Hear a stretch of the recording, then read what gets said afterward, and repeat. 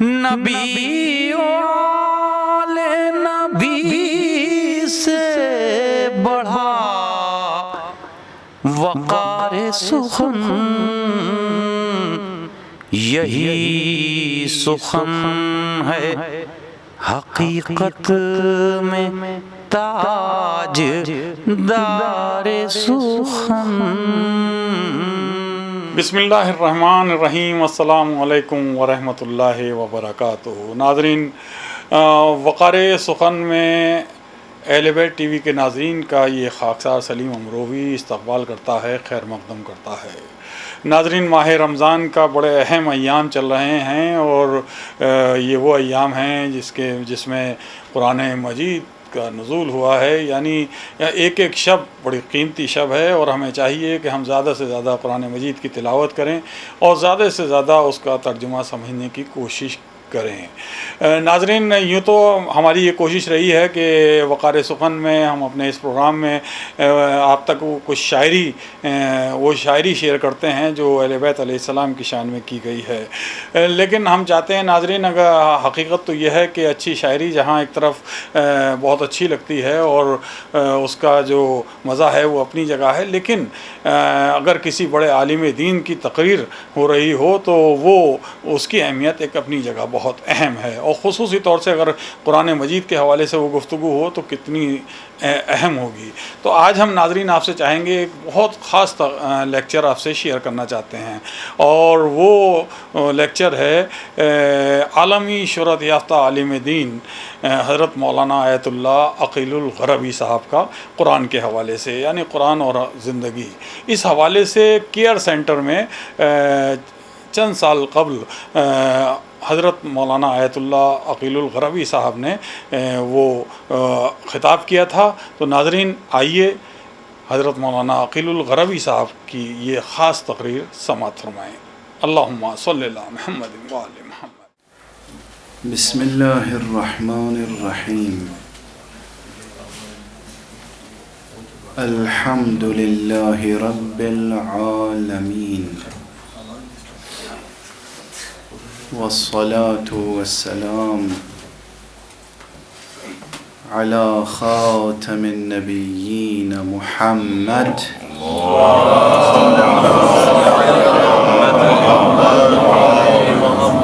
وعلى اہل بیتہ الطیبین الطاہرین، اما بعد۔ آج جو عنوان گفتگو کے لیے معین ہوا وہ ہے قرآن اور زندگی۔ قرآن ہی کتاب زندگی ہے۔ قرآن کتاب فطرت ہے۔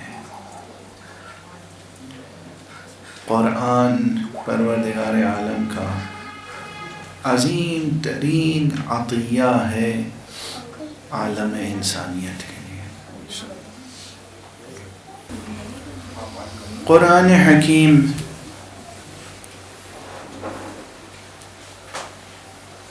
جیسا کہ مولانا کمیلی صاحب نے فرمایا، حقیقت یہ ہے، صورت واقعہ یہ ہے کہ اس وقت قرآن مجید مہجور ہے، یعنی ہم نے قرآن مجید کو قطعاً نظر انداز کر رکھا ہے، نعوذ باللہ۔ ہماری زندگیوں میں سب کچھ ہے مگر قرآن نہیں ہے، اور اسی لیے ہمارے پاس سب کچھ ہے مگر حقیقی زندگی نہیں ہے۔ آپ جسے زندگی سمجھتے ہیں یہ زندگی نہیں ہے، زندگی کچھ اور ہے۔ خدا کی قسم، ہم لوگ ایسی غفلتوں میں مبتلا ہیں، ایسی غفلتوں میں ڈوبے ہوئے ہیں کہ جس کے لیے جس قدر بھی ملامت کی جائے، مذمت کی جائے، کم ہے۔ عجب خوش فہمی میں مبتلا ہے، اور ہیں غفلتوں میں مبتلا۔ ٹھیک ہے یہ دنیا دار غفلت ہے، لیکن آپ کے لیے امام حسین علیہ السلام کے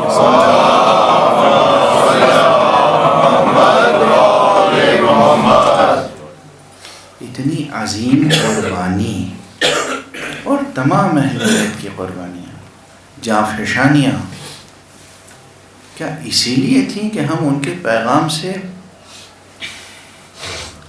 اس قدر دور ہو جائیں، غافل ہو جائیں، اور پھر ان سے امید شفاعت بھی رکھیں؟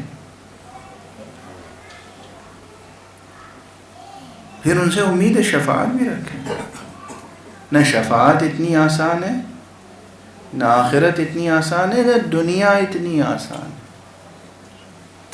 دنیا بھی اتنی آسان نہیں۔ غفلت میں نہ رہیں، کسی خوش فہمی میں نہ رہیں۔ اب میں بالکل کھردری باتیں عرض کروں گا۔ ہمارا عالم یہ ہے، جبکہ ہمیں سب سے زیادہ قدردان ہونا چاہیے تھا قرآن مجید کا۔ ہمارا عالم یہ ہے کہ کوئی دو افراد ہمارے درمیان ایک لب و لہجے میں صحیح، درست، خالص عربی، حجازی، ہاشمی، علوی لب و لہجے میں سورہ حمد کی تلاوت نہیں کر سکتے۔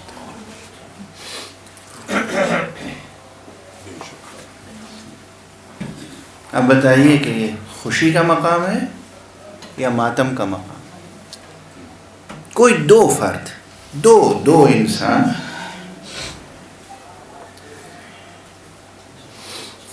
صحیح سورہ حمد کی تلاوت نہیں کر سکتے۔ پروردگار سلامت رکھے، جناب مولانا بہت اچھی قرأت کرتے ہیں، بہت اچھی تلاوت فرماتے ہیں۔ آپ حضرات پر واجب ہے، اور جو صاحبان حیثیت ہیں ان سب پر واجب ہے کہ ہر ایک آپ میں سے اپنے اپنے ڈرائنگ روم کو کم سے کم 24 گھنٹے میں 1 گھنٹے کے لیے مکتب قرآن میں بدل دیں۔ سبحان اللہ، سبحان اللہ۔ ایک آدمی، دو بچے، 4 بچے، جو جمع ہو سکیں آپ انہیں قرآن پڑھائیں۔ میں بہت خوش ہوا، یہاں شمیم کرہانی صاحب بہت مشہور شاعر تھے، ان کے بیٹے مراد کرہانی اور یہ تمام برادران، ان میں سے ایک صاحب مجھے ملے۔ میں نے کہا اب ظاہر ریٹائر ہو چکے ہیں، وہ آج کل میں جو پرچہ نکلتا ہے گورنمنٹ آف انڈیا کا اس میں تھے۔ انہوں نے کہا مولانا میں آج کل یہ کر رہا ہوں کہ جس محلے میں رہتا ہوں، وہ دلشاد گارڈن یا دلشاد کالونی میں ایسٹ دہلی میں غالباً رہتے ہیں، کہ میں نے اب محلے میں گھوم کے جتنے مومنین کے گھر تھے سب میں جا کے کہا کہ بھئی دیکھو میں ریٹائر ہوں، گھر پہ رہتا ہوں، اپنے بچوں کو اگر قرآن اور عربی اور دینیات اور اردو سکھانا ہو تو میرے پاس بھیج دیا کرو، میں اس کے لیے حاضر ہوں، اور میں کوئی تم سے فیس ڈیمانڈ نہیں کرتا۔ یہ قربتاً اللہ عمل ہے۔ میں نے کہا خدا آپ کو جزائے خیر عطا فرمائے۔ یہ بات میں نے ممبروں سے بھی کہی ہے اور نشستوں میں بھی کہی ہے کہ جو صاحبان حیثیت ہیں ان پر واجب ہے کہ وہ اپنے ڈرائنگ روم کو 1 گھنٹے کے لیے روزانہ مکتب قرآن میں بدل دیں، ورنہ خدا اور رسول کو منہ دکھانے کے قابل ہیں نہیں ہم لوگ۔ کسی خوش فہمی میں نہ رہیں، کوئی نہیں۔ امام حسین علیہ السلام نے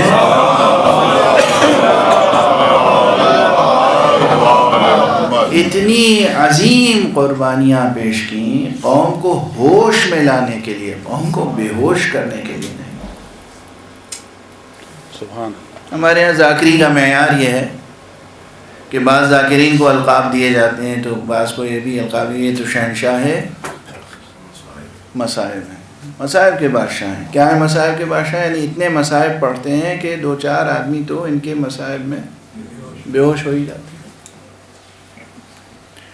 تو میں نے کئی بار یہ جملہ عرض کیا ہے کہ امام حسین علیہ السلام نے اتنی عظیم قربانی دی ہے قوم کو ہوش میں لانے کے لیے، بے ہوش کرنے کے لیے نہیں، بے ہوش کرنے کے لیے۔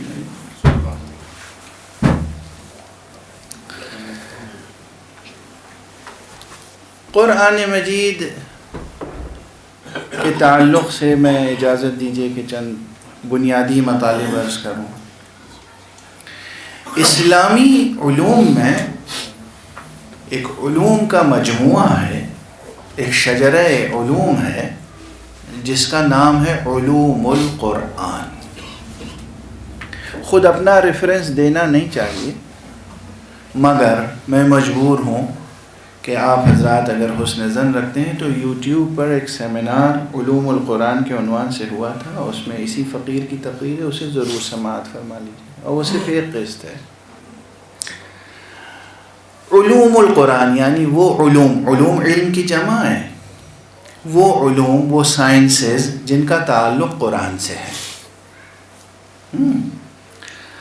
علمی اصطلاح میں اگر گفتگو کی جائے تو دیکھیے علوم ایک لفظ ہے اور القرآن ایک لفظ ہے، علوم مضاف ہے، قرآن مضاف الیہ ہے، یعنی قرآن کے علوم۔ قرآن کے علوم جب ہم کہیں گے تو دو مفہوم ذہن میں آ سکتے ہیں،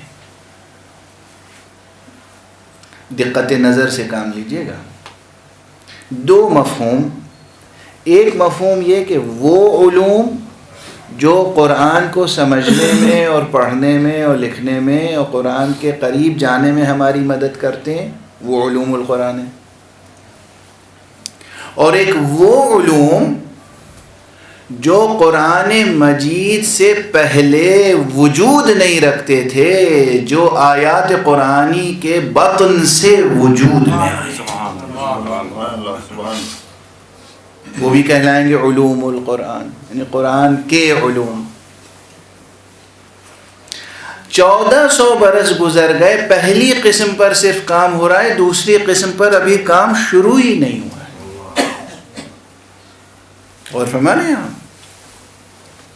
اچھا، پہلی قسم پہ جو کام ہوا ہے اسے طالب علمانہ انداز میں 1 2 3 کر کے میں بیان کر رہا ہوں، پھر اس پہ کام کیجئے، محنت کیجئے۔ علوم القرآن میں بہت سی کتابیں ہیں، عربی میں، فارسی میں، اردو میں کچھ ترجمہ ہو گئی ہیں۔ جو علوم القرآن کلاسیکل کتابوں میں ہیں ان میں سب سے پہلے آتا ہے علم رسم المصحف الشریف، یا علم رسم القرآن، یا علم کتابت القرآن، یعنی قرآن کے رسم الخط کو جاننے کا علم۔ قرآن کا رسم الخط عربی رسم الخط ہے، لیکن اس میں کہیں کہیں کچھ خصوصیتیں ہیں۔ میں مثال عرض کر دوں، 2 1 بس۔ اسم الف سین میم سے لکھا جاتا ہے نا، اسم، اور جب اس میں بے حرف جر لگتا ہے تو ہوتا ہے بے اسم۔ لیکن قرآن جہاں سے شروع ہوتا ہے وہاں الف نہیں ہے، بے سین میم لکھا ہوا ہے، بسم لکھا ہوا ہے وہ اصل میں بے اسم مگر لکھا ہوا ہے بسم۔ اب اگر اس بسم اللہ الرحمن الرحیم کو کوئی الف کے ساتھ لکھے تو غلط ہے، وہ پابند ہے کہ اسی طرح لکھیں۔ ایک اور مثال، ایک لفظ ہے عربی کا شے، شین اور یہ شے، اردو میں شین بڑی ہے شے، عربی میں شین اور چھوٹی یہ اور آخر میں حمزہ ہوتا ہے شے۔ قرآن مجید میں ہر جگہ شے اسی طرح لکھا ہے، لیکن ایک جگہ غالباً سورہ کہف میں ہے، غالباً اگر یا کسی ایک مقام پر شین الف اور چھوٹی یہ لکھا ہوا ہے شائے، پڑھا جائے گا شے، اب اسے کوئی چینج نہیں کر سکتا۔ اسی طرح اور مقامات ہیں جہاں پر عام رسم الخط سے ہٹ کے وہاں پر لکھا ہوا ہے، یعنی رحمان عام طور پر رے ہے میم الف نون، یہ ہوگا رحمان۔ قرآن میں کیسے لکھا ہے؟ رحمن لکھا ہے، رحمان پڑھا جاتا ہے۔ ٹھیک ہے نا. رے ہے میم نون، اس کے اوپر چھوٹا سا الف بنا ہوا ہے. یہ ضبط کلمات جس طرح سے لکھا ہوا ہے اس میں اب ہم اور آپ تبدیلی نہیں کر سکتے.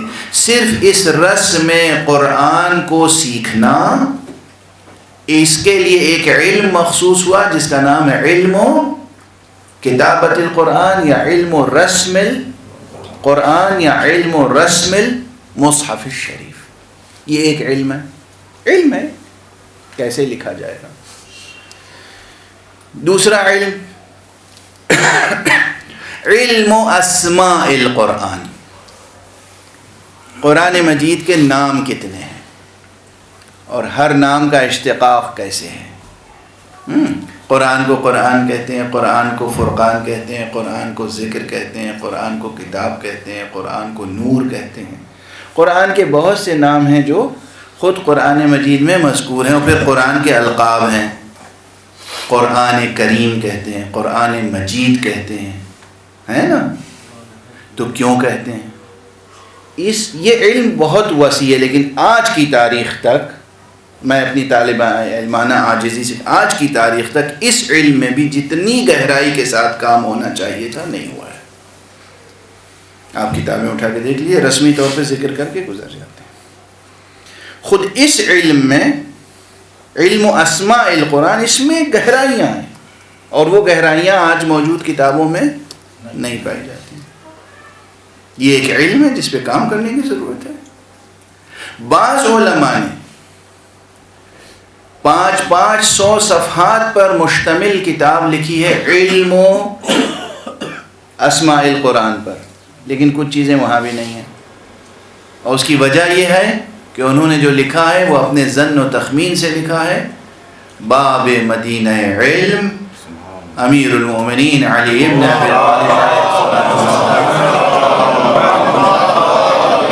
یا اہل بیت اطہار سے یہ علم نہیں لیا، وہاں سے اقتباس نہیں کیا جہاں سے کرنا چاہیے تھا، تو وہ گہرائی نہیں پیدا ہو سکی. یہ علم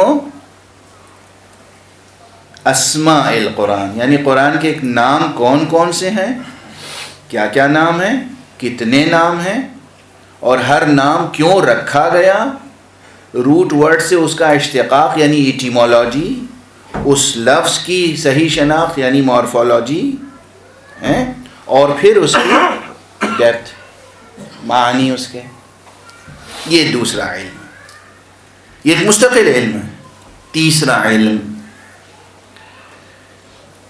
اور وہ ہے علم قراءت القرآن، یعنی قرآن لکھا کیسے جائے گا یہ ایک علم ہے، پڑھا کیسے جائے گا. مثلا یہی کہ شاء لکھا ہے مگر شے پڑھا جائے گا، ہے نا. کہاں رکا جائے گا اور کہاں نہیں رکا جائے گا، کہاں وقف ہے کہاں وصل ہے، اور کون سا حرف کہاں سے ادا ہوگا. آپ سمجھتے ہیں کہ یہ سب کوئی اس کی معنوی اہمیت نہیں، اس کی معنوی و عرفانی اہمیت ہے. روح کی وہ پاک و پاکیزہ و حلال اور بہشتی موسیقی ہے جو علم تجوید قرآن میں موجود ہے.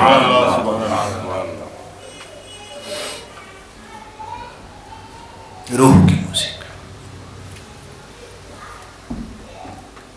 روح کو اگر نورانی بنانا ہو، ذہن کو اگر نورانی بنانا ہو، تو قرآن مجید کو صحیح تجوید کے ساتھ پڑھیے. تجوید کے لفظ تجوید کے کیا معنی ہے؟ تجوید کے معنی ہے کسی چیز کو بہترین طریقے سے انجام دینا، یہ تجوید. قرآن کو بہترین طریقے سے پڑھنا یہ ہے تجوید القرآن. لیکن یہ تجوید القرآن علم دیا کس نے ہے آپ کو؟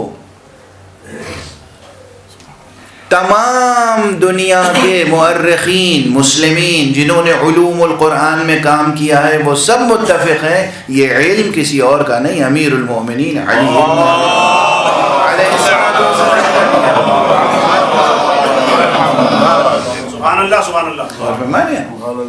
اچھا اب میں یہاں ٹھہر کے ذرا سا آپ کے سبحان اللہ کا دنداں شکن جواب دینا چاہتا ہوں.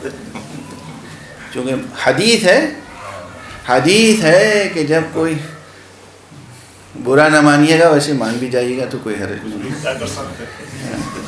میری عادت ہے میں ناراض کرنے کا ہنر بہت رکھتا ہوں.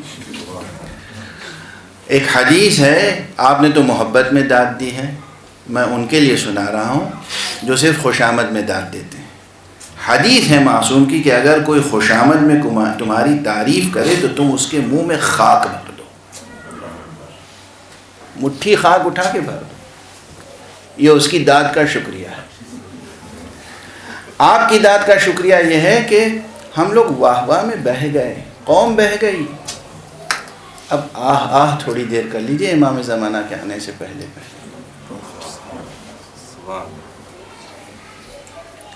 شیعہ مجلسوں کی رونق آپ سمجھتے ہیں واہ واہ؟ ارے وہ شاعری کی رونق ہے واہ واہ. میر انیس ممبر پہ آتے تھے، مرزا دبیر ممبر پہ آتے تھے، شعراء آتے تھے تو وہ اپنی شاعری کی داد لیتے تھے. آپ نے علماء کو داد دینا شروع کر دی. کون کس کو داد دیتا ہے یہ بتائیے؟ کون کس کو داد؟ جاہل عالم کو داد دیتا ہے. جاہل عالم کو داد دے گا تو اس عالم پر بھی وائے ہو اور اس جاہل پر بھی وائے ہو.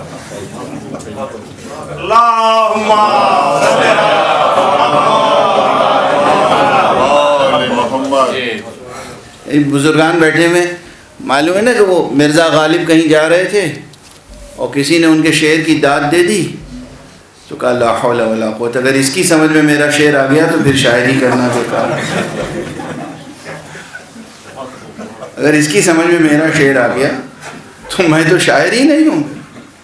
یا میر تقی میر جا رہے تھے اور کسی نے ان سے گفتگو کرنا شروع کی اور کہا حضور کچھ سنا ہے، تو اب وہ جو کچھ انہوں نے جواب دیا اور جو ریئیکشن تھا وہ. جب ایک شاعر ادیب اس کا ایک پیمانہ ہوتا ہے اور کہتے ہیں کہ فہم اور علم اور دانش رکھنے والے کی داد اہمیت رکھتی ہے، جاہل کی کیا داد ہے؟ اور ٹھیک ہے آپ کو شعر اچھا لگے داد دیجئے. جب علماء کی بزم میں آئیے تو سنیے اور گرہ میں باندھنے کی کوشش کیجیے.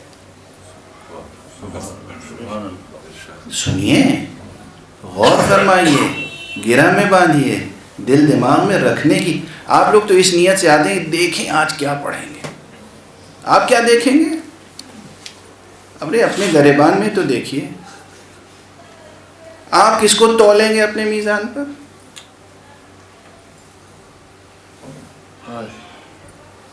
خیر، اب جو آپ نے داد فرمائی مولا علی، ہمارے یہاں ہر مجلس شروع ہوتی ہے سوزخانی سے. اور اب سوزخانی جو ہے کوئی اگر سوزخانی نہ ہوئی تو اس کا مطلب مجلس ہی نہیں ہوئی. اور سوزخانوں کے اپنے غرور اور تکبر اور ناز. بھائی یہ سوزخانی پہلے معلوم ہے سادات تو کرتے ہی نہیں تھے. یہ لفظ آپ نے ادا کر دیا، میں تو نہیں کہہ رہا. میراثی سوزخانی کرتے تھے. کیوں کرتے تھے؟ کن دھنوں میں کرتے تھے؟ تاکہ جو غیر مسلم ہیں، جو عوام ہیں، جو قرآن کے لحن اور قرآن کی موسیقی اور قرآن کی آواز سے آشنا نہیں ہیں، وہ مجلس حسین میں کم سے کم اس آواز کو سن کے آ جائیں جس سے وہ آشنا اور مانوس ہیں. پیغام سرکار سید الشہداء کو پہنچانے کے لیے یہ سب وسائل اختیار کیے گئے تھے. میں سوزخانی کا مخالف نہیں ہوں، پیشخانی کا مخالف نہیں ہوں، بلکہ میں وہ شخص ہوں کہ میں نے اسپانسر کر کے سوزخانی پہ PhD کروائی ہے. وہ کتاب چھپی موجود ہے.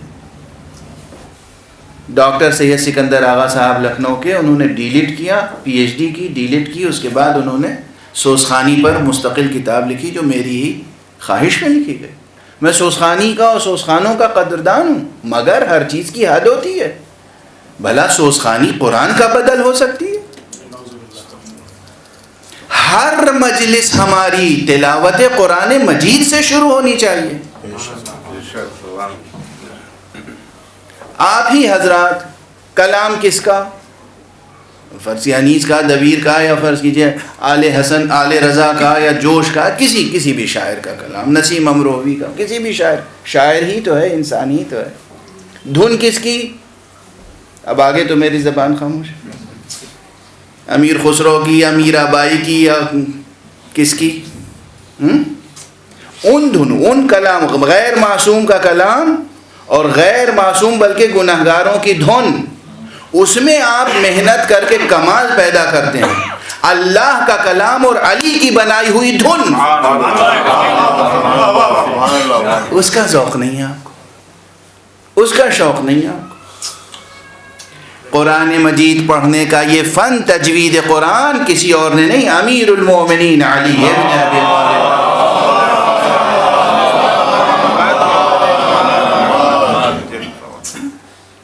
کلام کس کا؟ اللہ کا. دھن کس کی بنائی ہوئی؟ علی ابن ابی طالب کی علیہ الصلاۃ والسلام. بالاجماع یہی وہ قرآن ہے جس سے حقیقت توحید سے ہم آشنا ہوتے ہیں. یہی وہ قرآن ہے جو نبی صلی اللہ علیہ وسلم کی نبوت کا ثبوت ہے. یہی وہ قرآن ہے جو ختم نبوت کی دلیل ہے. یہی وہ قرآن ہے جو ولایت علی ابن ابی طالب کی دلیل ہے. یہی وہ قرآن ہے جو اہل بیت کی عصمت کی دلیل ہے. مگر آپ اہل بیت کی عصمت کی دلیل کے انیس و دبیر کے کلام کو سمجھتے ہیں. یہی وہ قرآن ہے جس سے معرفت کے چشمے پھوٹتے ہیں دنیا و آخرت.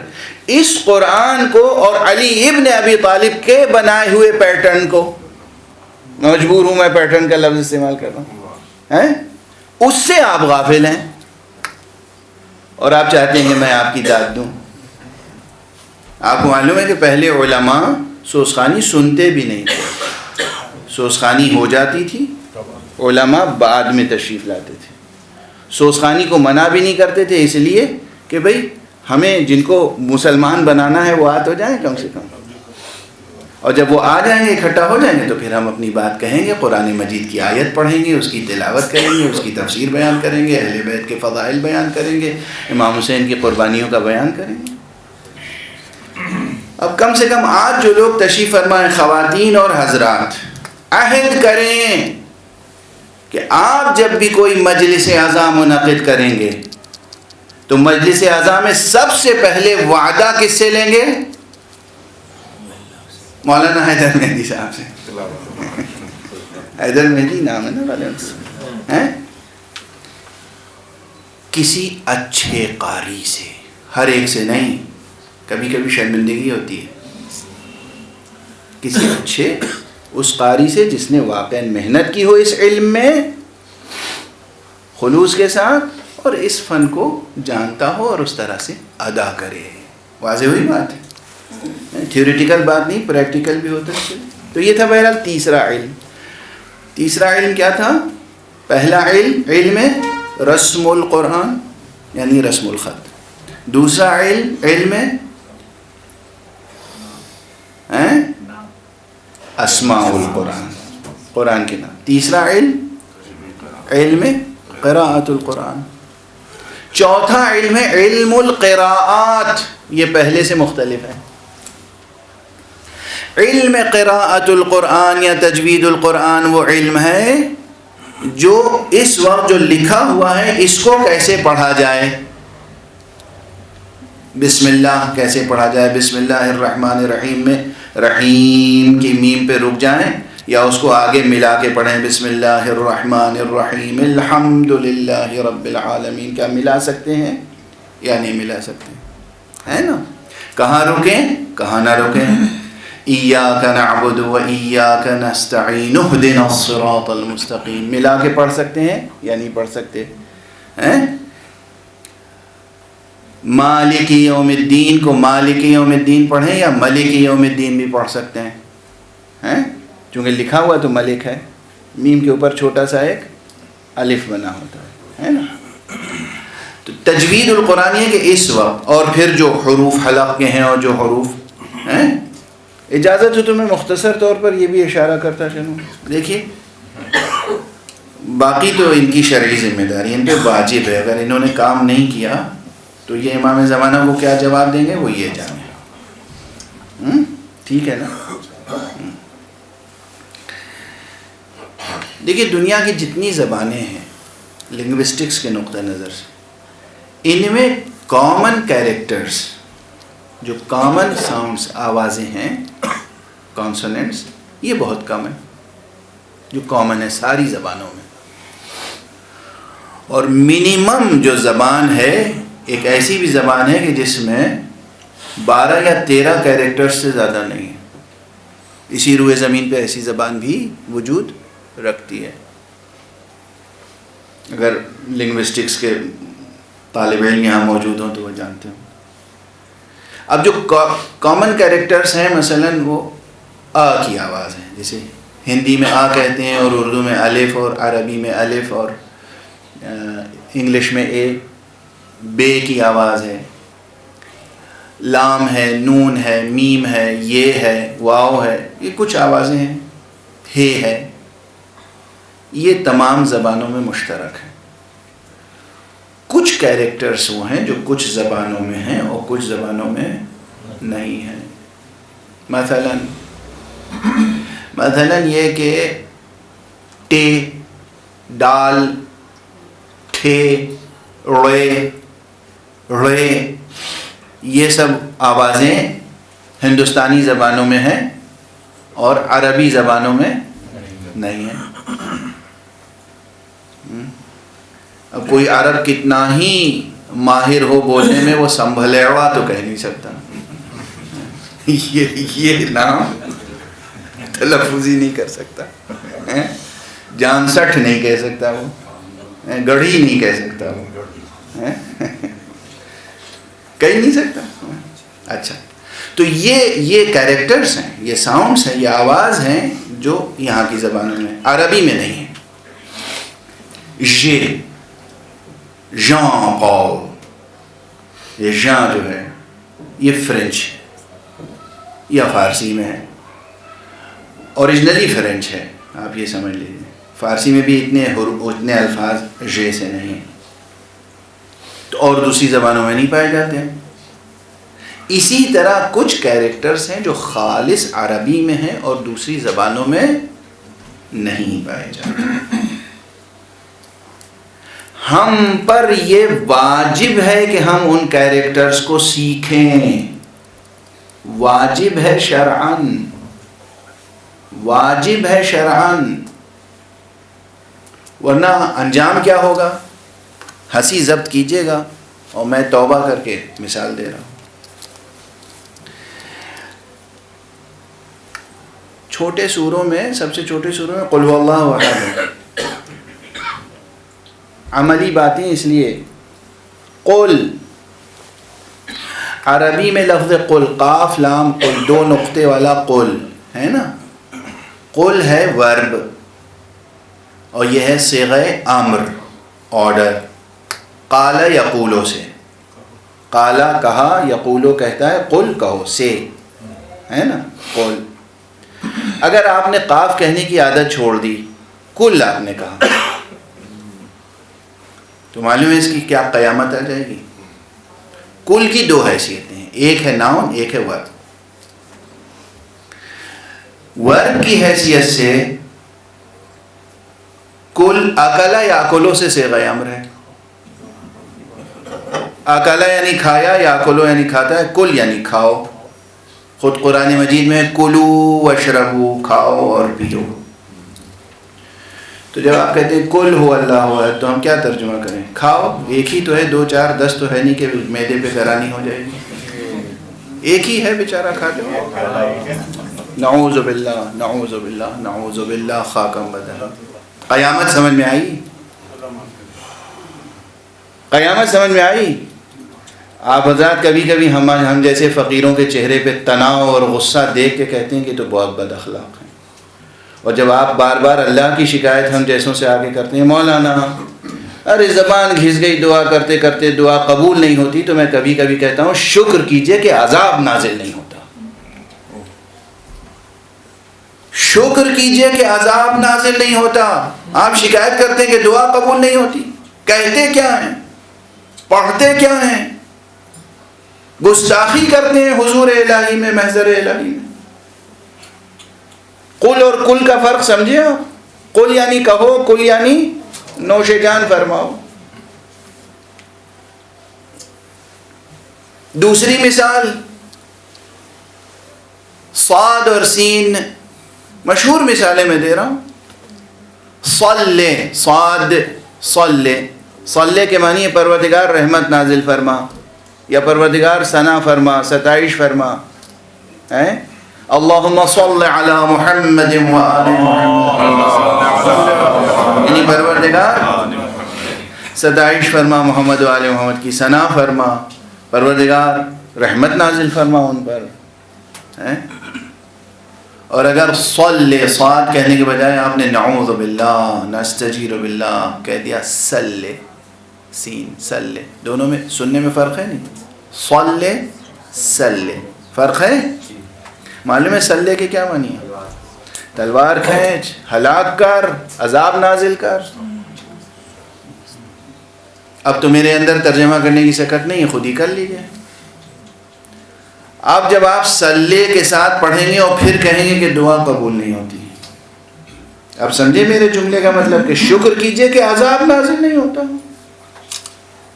شکر کیجئے کہ ہم پر عذاب نازل نہیں ہوتا، ورنہ آسمان پھٹ پڑے، زمین پھٹ پڑے، ہم دھس جائیں یا غرق ہو جائیں، نابود ہو جائیں. واضح ہے؟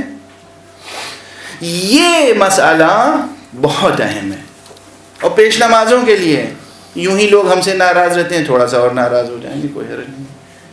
خدا کی قسم بہت سے پیش نماز ایسے ہیں کہ جو نماز پڑھانے کا شوق رکھتے ہیں مگر ان کی تجوید درست نہیں. سورہ حمد صحیح نہیں پڑھ سکتے، سورہ قل اللہ صحیح نہیں پڑھ سکتے، سورہ کوثر صحیح نہیں پڑھ سکتے. نماز پڑھانے کا شوق ہے، امام کہلانے کا شوق ہے. جس قوم میں امام بھی صحیح قرأت نہ کرتا ہو اس قوم کا انجام کیا ہوگا؟ کس غفلت میں ہیں آپ، کس خوش فہمی میں ہیں؟ اس لیے پھر عرض کر رہا ہوں، جتنے صاحبان حیثیت ہیں ان پر واجب ہے کہ وہ اپنے اپنے ڈرائنگ روم کو کم سے کم 24 گھنٹے میں 1 گھنٹہ بدل دیں قرآن مجید کی تلاوت اور تجوید سیکھنے کے لیے. اور کوئی بھی عمر ہو. اب کوئی صاحب کہ میں تو بڈھا ہو گیا مولانا، پاؤں میں قبر لٹکے ہوئے، اب کیا سیکھوں گا؟ اب بھی آپ سیکھ سکتے ہیں. رسول اسلام نے فرمایا ہے، رسول اسلام نے فرمایا ہے کہ اطلبوا العلم من المہد الی اللحد، تم علم حاصل کرو گہوارے سے لے کے گور تک، آغوش مادر سے آغوش قبر تک. کم سے کم اتنا سیکھ لیجئے کہ آپ 2 رکعت صحیح نماز پڑھ سکیں. کم سے کم اتنا، مرنے سے پہلے اتنا تو سیکھ لیجئے 2 رکعت صحیح نماز پڑھ سکیں. سنیے ایک چیز اور سن لیجیے. بہت سے لوگ سوچتے ہوں گے مولانا ہم ہندوستانی، اور بڑی مشکل ہے 2 رکعت نماز بھی صحیح سیکھنا ہمارے لیے. آپ تو بس ایسی کوئی ترکیب بتا دیجئے کہ شارٹ کٹ سے ہم جنت میں پہنچ جائیں. ایسا کوئی شارٹ کٹ وجود نہیں رکھتا. اور 2 رکعت نماز بہت مشکل نہیں ہے. جوانوں، عزیزوں، بچوں، بزرگوں، سنو، معلوم ہے، یہ یاد رکھیے گا، کئی جگہ پڑھ چکا ہوں، شاید یوٹیوب پہ بھی ہو، پھر آپ کے سامنے دوہرا رہا ہوں. 2 رکعت نماز صحیح یاد کرنا کوئی مشکل نہیں ہے. آپ یہ بتائیے، آپ میں کون ایسا آدمی ہے، کون ایسا انسان ہے جو 20 صرف 20 نئے سینٹنس صحیح سیکھ نہیں سکتا؟ 100 نہیں، 200 نہیں، 400 نہیں، 20، only 20 sentences، چھوٹے چھوٹے، بلکہ اس سے بھی کم. اصل میں تو وہ 17-18 سینٹنسز ہیں. میں گن کے بتا دیتا ہوں. واجب نماز، اگر آپ بینک و بین اللہ، اپنے اور خدا کے درمیان معاملہ صاف کرنا چاہتے ہیں تو آپ 18 یا 20 جملے آپ کو صحیح سیکھنے ہیں، اور پوری نماز آپ صحیح کر لیں گے. کیسے؟ سب سے پہلا واجب کیا ہے؟ ایک جملہ ہے 2 لفظوں کا، اللہ اکبر، بس یہ ایک سینٹنس ہوا. نوٹ کرتے جائیے. اور بیچ میں میری کیا کہتے ہیں، تبصرہ، اور ہندی میں کیا کہتے ہیں؟ ٹپڑی، وہ بھی سنتے رہیے. اچارن صحیح تھا نا ہمارا ٹپڑی کا.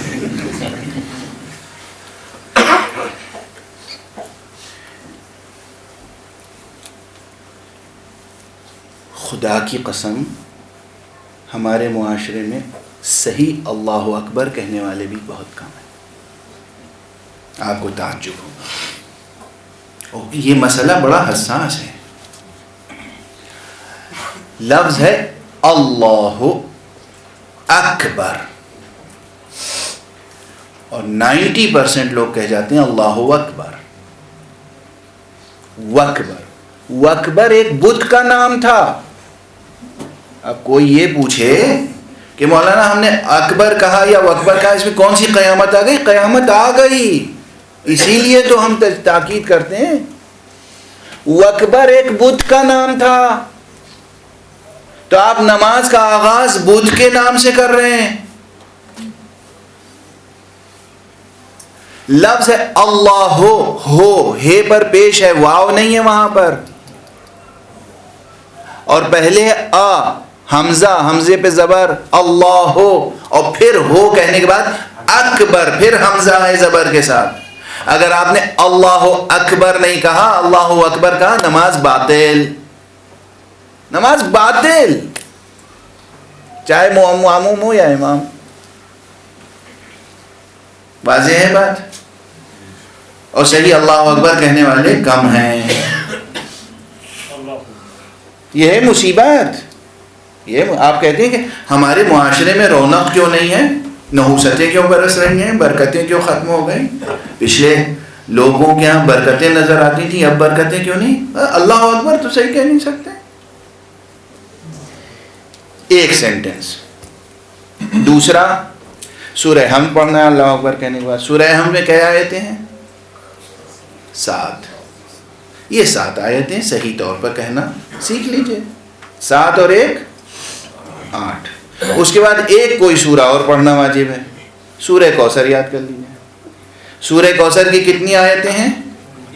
بسم اللہ چھوڑ کے 3. 8 اور 3 11. دوسری رکعت میں جی چاہے تو یہی ریپیٹ کر دیجئے، حمد اور کوثر. 11 کے بعد اب آپ کو رکوع میں جانا ہے، اور رکوع میں جانے سے پہلے کیا کہنا ہے؟ وہی اللہ اکبر جو سیکھ چکے ایک بار. رکوع میں جانے کے بعد کیا کہنا ہے؟ سبحان ربی العظیم و بحمدہ. تو 11 اور 1 12. اس کے بعد سجدے میں کیا کہنا واجب ہے؟ سبحان ربی الاعلی و بحمدہ، سبحان ربی العظیم و بحمدہ، اور سبحان ربی الاعلی و بحمدہ. کتنے جملے ہوئے؟ 13. اور جب آپ نماز ختم کرتے ہیں تو تشہد کے 2 جملے اور سلام کے 2 جملے. کتنے ہوئے؟ 17. 17 جملوں میں نماز مکمل ہو جاتی ہے.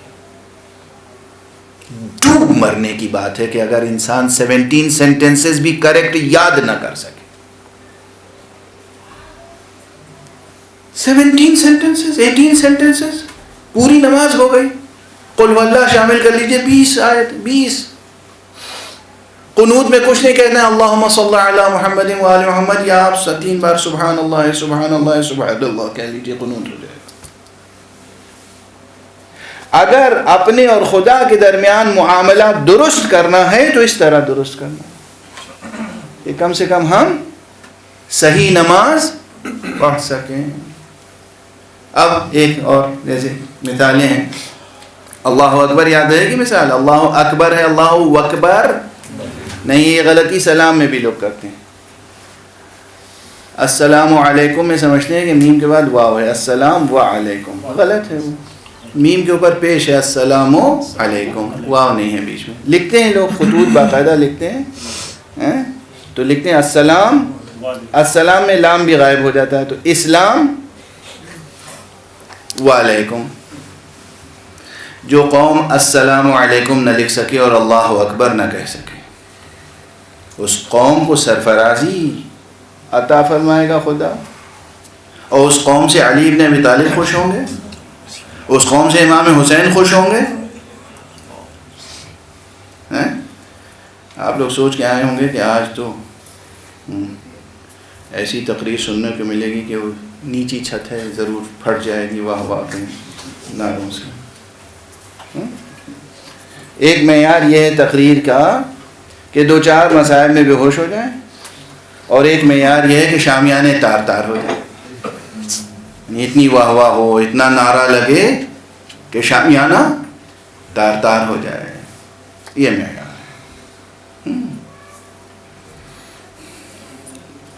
واضح ہے؟ سمجھ میں آ رہی ہے بات؟ ریکارڈ ہو رہی ہے؟ اچھا.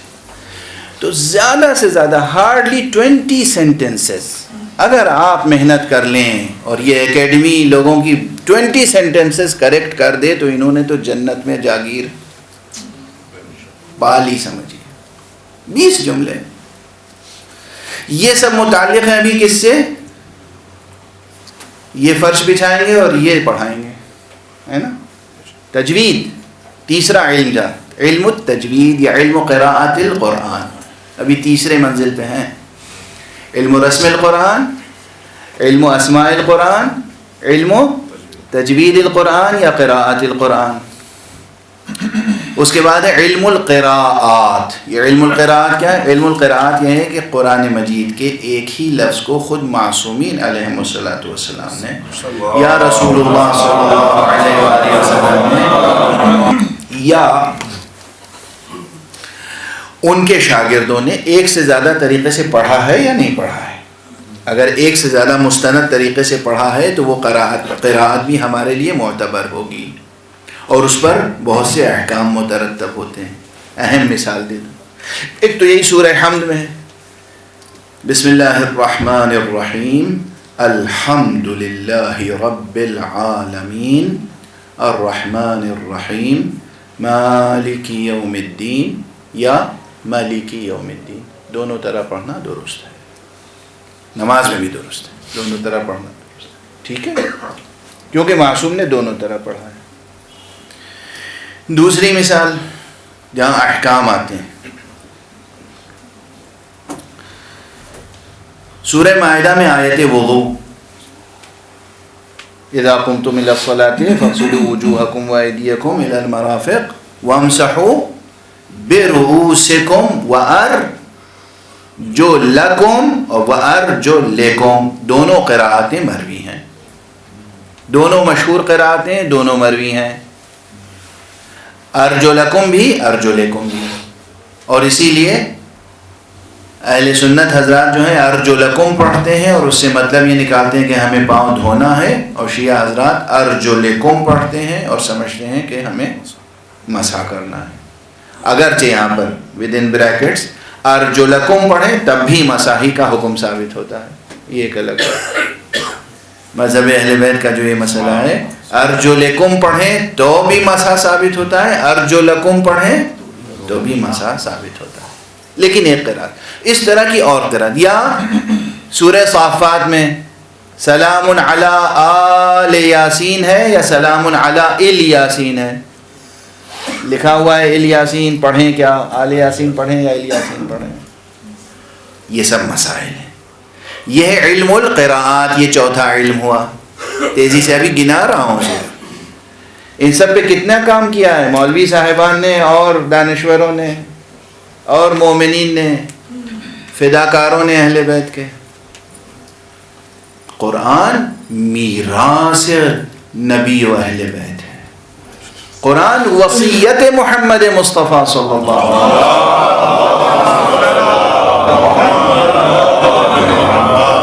انی تارکن فیکم الثقلین کتاب اللہ و عطرتی. میں 2 چیزیں تمہارے لیے چھوڑ کے جا رہا ہوں، اللہ کی کتاب اور اپنے عطرت و اہل بیت. ہم نہ ان کے ساتھ وفادار نہ ان کے ساتھ وفادار. سخت جملہ کہہ دیا نا، اہل بیت کے وفادار ہیں ہم. اب وہ کسی اور مرتبہ ہے، یا وہ نوبت ہی نہیں آئے گی، کہیں گے ابھی بہت سخت باتیں کرنے لگے. 5واں علم، 4 یہ ہو گئے. 5واں کیا ہے؟ علم اسباب النزول. یہ ایک مستقل علم ہے، اتنی موٹی موٹی کتابیں لکھی گئی. علم اسباب النزول کیا ہے؟ یعنی وہ علم اس علم میں وہ تمام روایتیں جمع کی گئی ہیں کہ کون سی آیت کب کس واقعے کے ضمن میں کس مقام پہ نازل ہوئی. ان تمام روایتوں کو جمع کر کے، جیسے قرآن مجید میں ایک آیت ہے لا اکراہ فی الدین، ہے نا، اب یہ کب نازل ہوئی، کس پس منظر کیا تھا. یا اور الیوم اکملت لکم دینکم، کب آیت یہ نازل ہوئی، وہ دن کون سا تھا، ہے نا. یا ایھا الرسول بلغ ما انزل الیک من ربک، تو روایتیں آپ سنتے ہیں ذاکروں سے کہ غدیر کے موقع پر آئی ہے آیت. اسی طرح قرآن مجید کی تقریباً ہر سورے اور ہر آیت کا ایک پس منظر ہے تاریخی. اس پورے پس منظر کا جاننا وہ ایک مخصوص علم ہے، اس کا نام ہے علم شأن النزول یا علم اسباب النزول. وہ ایک پورا علم ہے، ٹھیک ہے نا. اب اس کے بعد اسی قرآن مجید میں کچھ آیتیں محکم ہیں اور کچھ متشابہ ہیں. تو بحث آتی ہے کہ علم المحکم والمتشابہ. پھر آتی ہیں اسی قرآن مجید میں کچھ آیتیں ناسخ ہیں اور کچھ منسوخ. ناسخ و منسوخ کا کیا معنی ہے؟ ناسخ کے معنی ہے کہ اللہ نے ایک حکم دیا اور کچھ دنوں کے بعد وہ حکم واپس لے لیا، اس کی جگہ دوسرا حکم دے دیا، یا اصلاً وہ حکم برطرف کر دیا. تو وہ جو پہلا حکم تھا وہ ہوگا منسوخ اور دوسرا حکم جو ہے وہ ہوگا ناسخ. تو پورے قرآن مجید میں 6666 آیتوں میں کتنی آیتیں ناسخ ہیں، کتنی منسوخ، اس کا علم ایک مستقل علم ہے، علوم القرآن سے متعلق. واضح ہوئی بات. محکم و متشابہ کیا ہے؟ محکم یہ کہ بعض آیتیں قرآن مجید میں محکم ہے کہ اس کے ایک سے زیادہ معنی بیان نہیں کیے جا سکتے، ثابت صاف ہے وہ حکم. اور بعض آیتیں ہیں جس کے ایک سے زیادہ معانی مطالب نکالے جا سکتے ہیں. تو وہ آیتیں جن کا ایک سے زیادہ مطلب نکالا جا سکتا ہے اس کو ان آیتوں کی روشنی میں سمجھا جائے گا جن کا ایک سے زیادہ مطلب نہیں نکالا جا سکتا. تو یہ علم محکم و متشابہ ہے. اچھا، اب علم ناسخ و منسوخ اور علم محکم و متشابہ، یہ علم مرج ہو جاتا ہے، ضم ہو جاتا ہے اکثر علم تفسیر کے ساتھ یا علم فقہ کے ساتھ، چونکہ اس میں احکام کی بات آتی ہے. یہ کچھ میں نے تعارف کرا ہے وہ علوم ہیں جو کہلاتے ہیں علوم القرآن. اچھا، یہ سب وہ علوم ہیں کہ جس میں انسانی ایفرٹس شامل ہیں. یعنی کیسے لکھیں، اب لکھتے تھے عرب یا نہیں لکھتے تھے، انہوں نے حضور صلی اللہ علیہ وسلم کی زبان مبارک سے سن کر لکھا. تو وہ قرآن نے انہیں لکھنا نہیں سکھایا، وہ لکھنا جانتے تھے، انہوں نے لکھا، ٹھیک ہے نا. یا کون سی آیت کب نازل ہوئی، بولنا تو عرب جانتے تھے نا، الف کیسے بولیں، عین کیسے بولیں، ہے کیسے بولیں، ہے کیسے بولیں، جانتے تھے. انہوں نے قرآن مجید کی آیتوں کو کس طرح سے پڑھا، ٹھیک ہے نا. تو یہ علم تجوید ہوا. حضرت علی نے اس کی تصحیح فرمائی، اصول و قاعدے مقرر فرمائے. کب کون سی آیت نازل ہوئی، تو راوی کون ہے، انسان، اصحاب یا اہل بیت، ٹھیک ہے نا. تو یہ سب وہ علوم ہیں جو انسانوں کا سرمایہ معلومات ہے قرآن کے بارے میں. انسانی سرمایہ معلومات قرآن کے بارے میں. اب معلومات کو کیٹیگرائز کر دیا تو مختلف علوم بن گئے، ٹھیک ہے نا. آپ اپنی انفارمیشن کو کلیسیفائی کرتے ہیں تو کلیسیفائی کر دیا تو یہ مختلف علوم بن گئے. ابھی ان علوم کی طرف اشارہ بھی نہیں کیا ہے میں نے کہ جو علوم قرآن کے نازل ہونے سے پہلے نہیں تھے، قرآن مجید کے بطون سے وہ علوم وجود میں آئے، یا تھے تو اس درجے پر نہیں تھے جس درجے پر قرآن نے ان کو پہنچایا. وہ بھی تو علوم القرآن کہلائیں گے، ٹھیک ہے. تو وہ تو بہت بڑی بات ہو گئی، بہت بلند منزل ہو گئی. اب جو ہے نہیں، میں ختم کر رہا ہوں، آپ یہ نہ سمجھیے. یہ تو آپ نے موضوع ایسا چھیڑا کہ جسے ہر وقت میرے جگر میں جو جلن ہوتی رہتی ہے اور دل میں جو درد ہوتا ہے وہ شیئر کر رہا ہوں آپ کے ساتھ. آپ حضرات علوم القرآن پہ کام کریں، خدا آپ سب کو توفیق عطا فرمائے۔ آپ نہیں کریں گے تو کون کرے گا؟ دیکھیے ایک چیز اور عرض کر دوں برادر عزیز سے معذرت کے ساتھ، عموماً آپ سمجھتے ہیں لوگ تلاوت کرتے ہیں، ہم میں سے کوئی تلاوت نہیں کرتا۔ تلاوت کے معنی کچھ اور ہے، ہم سب صرف قراءت کرتے ہیں۔ قراءت کے معنی ہیں قرآن کے الفاظ کو زبان سے دہرانا، قراءت۔ تلاوت کے معنی ہے اپنے پورے وجود کے ساتھ قرآن پر عمل کرنا اور قرآن کے پیچھے پیچھے چلنا، یہ ہے تلاوت۔ اصل تلاوت کے روٹ ورڈ میں جو میننگ پوشیدہ ہے وہ حرکت و عمل کے میننگ ہیں۔ تلا یتلو یعنی چلا ہے، کسی کے پیچھے، کسی ایک معین ہدف کے پیچھے، کسی امام کے پیچھے، کسی نشان کے پیچھے چلنا، اس کو کہتے ہیں تلاوت ہے۔ قرآن مجید میں والشمس وضحاها والقمر اذا تلاها، سورج کی قسم اور اس کی پھیلی ہوئی روشنی کی قسم اور چاند کی قسم جب سورج کے پیچھے پیچھے نکلے۔ تلاوت کے معنی ہے ہم اپنے پورے وجود کے ساتھ قرآن کے پیچھے چلیں تو قرآن کی تلاوت کا حق ادا ہوگا، اور وہ معصومین ہوتے ہیں یا وہ مخلصین جو معصومین کا کہنا سنتے ہیں۔ چنانچہ خود قرآن مجید نے ایسی تلاوت کرنے والوں کو داد دی ہے یہ کہہ کر کہ وَيَتْلُونَهُ حَقَّ تِلَاوَتِهِ، وہ تو ایسی تلاوت کرتے ہیں کہ تلاوت کا حق ادا کر دیتے ہیں۔ یہ کون ہوتے ہیں؟ یہ وہ ہوتے ہیں جو پیدا ہوتے ہی آغوش میں بھی تلاوت کرتے ہیں اور شہید ہونے کے بعد نوک نیزہ میں بھی تلاوت کرتے ہیں۔ یہ وہ ہوتے ہیں۔ ہم اس قوم سے تعلق رکھتے ہیں جس کو وہ امام نصیب ہوئے جنہوں نے گہوارے میں بھی تلاوت کی اور نوک نیزہ میں بھی تلاوت کی۔ حیف ہے کہ ہم ان کی پیروی نہ کریں اور قرآن مجید کی تجوید و قراءت و تلاوت کا حق ادا نہ کریں۔ پروردگار ہمیں اور آپ کو سب کو توفیق عطا فرمائے کہ ہم قرآن مجید کے ساتھ عہد وفا نبھا سکیں، پیغمبر اکرم صلی اللہ علیہ وآلہ وسلم کی وصیت پہ عمل کر سکیں۔ امام حسین علیہ السلام نے روز عاشوراء اپنے ساتھیوں کو جب خطاب کیا تھا تو کہا تھا یا امت القرآن۔ امام حسین نے اپنے اصحاب سے کہا تھا یا امت القرآن، اے امت قرآن۔ سمجھ لیں آپ، خدا ہمیں اور آپ کو سب کو امت قرآن میں قرار دے، امام حسین کے اصحاب و انصار میں قرار دے، اور امام مہدی علیہ السلام کے قدموں پر اپنی جان نثار کرنے والوں میں قرار دے۔ وآخر دعوانا ان الحمد للہ رب العالمین۔